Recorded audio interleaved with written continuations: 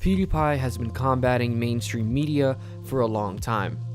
In fact, it goes all the way back to 2017 when multiple news outlets dropped similar news articles taking actions he did out of context and making him out to be an anti-Semite. To be clear, PewDiePie is far from that. I do not know him personally, but as a fan of his content, I saw the videos they claimed were anti-Semitic, and honestly, they were hilarious. The edgy humor that got Felix in trouble did not just go away, but the media did.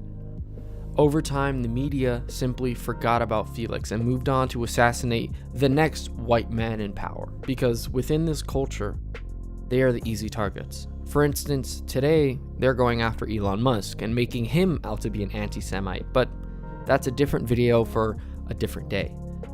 The media seems to have come back around after realizing Felix has not only been almost unfazed by the attempted assassination, he has gotten more popular and his content has evolved.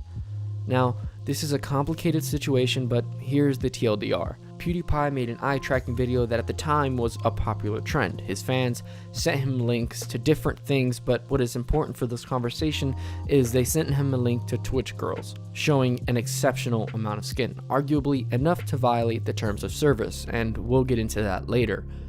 With that being said, Felix tried his best to avoid looking at cleavage and other stuff because he is in fact engaged. At some point, out of frustration, and to add some comedic value, he says, "Stupid Twitch thoughts." Alinity, a Twitch girl that was in the original cut of the video that was taken down, reacted to PewDiePie saying this. Happens? This is so annoying. Stupid Twitch thoughts. I just feel like they win over me, okay? And they're not gonna win over me. Stupid Twitch thoughts. No. Seriously? He just said that? I'm gonna copy strike this guy.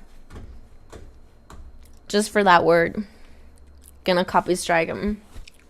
Yo! Clearly, she's not happy, but she has no right to copy strike his content despite how triggered she was. In fact, this is almost as big as a problem as the mainstream media attacking PewDiePie. But basically, Alinity has no right to do that. The company that does that for her, CollabDRM, also has no right to do that. But they did it, without Alinity even contacting them. In fact, she never contacted them. She just screamed that in Twitch, but never actually got to contacting them. But CollabDRM did it anyways, and did it already, I guess. Felix apologized for calling the Twitch girls Twitch thoughts. And then Alinity came out blaming Collab, dismissing any blame that came her way. At this point, the internet did not like Alinity for her abuse of copyright law, her lack of self-awareness, and even her inability to take responsibility. Also, she didn't accept PewDiePie's apology. After all of this, PewDiePie decides to call her out for taking advantage of Twitch's platform and lack of enforcement of Twitch guidelines for female streamers. What do I mean by that? Well, according to Twitch guidelines, sexually suggestive content or activities are prohibited unless you're a woman. Female streamers get away with a lot that violates the Twitch guidelines. Not all of them, of course. I'm talking about what PewDiePie referred to as Twitch thoughts, and I will also refer to as Twitch thoughts, but most people refer to them as booby streamers. I know that name sounds childish, but it's an accurate description of what they do. Now, I'm all for women using their body how they want. Everyone has their hustle. But when you're violating the guidelines of the website and getting away with it while other streamers are getting banned with no warning and only a vague idea of what they did wrong, the community feels betrayed. And in a way, so does PewDiePie. So, what does he do? In one of his videos, he highlights her hypocrisy and goes as far to say Alinity knows what she's doing. She's taking advantage of Twitch, pushing the envelope and taking advantage of the predominantly teenage audience on Twitch by making sexually suggestive content. And PewDiePie points out instances of that. Then we get to the point of this video. After PewDiePie makes the response video I just referenced, Vice releases a piece titled "PewDiePie is teaching his audience that women are asking for it," implying that PewDiePie is teaching his audience that women are asking to be raped or sexually harassed on the internet. Not only did they miss the point, they were so far off it was intentional.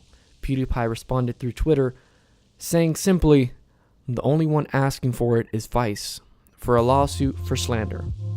To start, as a journalist, I have taken it upon myself to explain to you the complete context of the situation, even if I simplified it, before even getting into the topic. But Vice, on the other hand, jumped straight into taking the side of Alinity while also ignoring literally everything that can possibly convince anyone that PewDiePie is in the right, even ignoring his apology for using stupid Twitch thoughts. In this case, Vice is in fact slanderous. First and foremost, they state, "Alinity told me she has no problem with YouTubers using her Twitch clips if they're done in a tasteful context." And then they link a YouTube channel. Except the problem with that is Alinity has no right in claiming her content cannot be used in any context, because so long it is transformative, she has no say or right to claim the content as her own. And that's not from me, some guy on the internet. That is according to copyright law. If you don't believe me, you don't have to.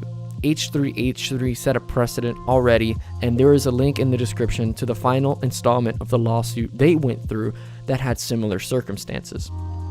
Here, Vice makes this claim that is not technically a lie, but the implication is that the comment sections of booby streamers are an endless spigot of hate, exclusively.